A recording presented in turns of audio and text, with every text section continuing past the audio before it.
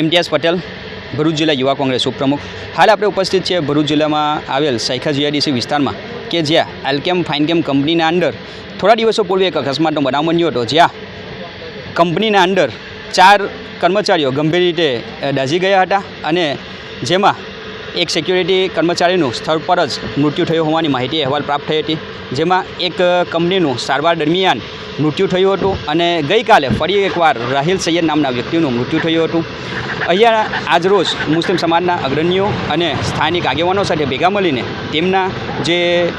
વળતરની છે માંગ માટે કંપની ખાતે ઉપસ્થિત રહ્યા હતા, પરંતુ કંપની દ્વારા આ જે બનાવો બન્યા છે અને જે કર્મચારી સિક્યુરિટી ઉપર હાર્ટ એટેક આવવાથી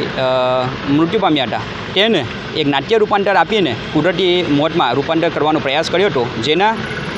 વિરોધ સંદર્ભે અને પ્રજાહિત કાર્ય માટે મેં મારા થકી ગુજરાત રાજ્ય માનવ અધિકાર આયોગ વિભાગના અંદર એક રાવ નાખ્યો હતો, જેના જવાબરૂપે ગઈકાલે સમન્સ ભરૂચ જિલ્લા ડીએમ એટલે કે ડિસ્ટ્રિક્ટ મેજિસ્ટ્રેટને ગુજરાત રાજ્ય માનવ અધિકાર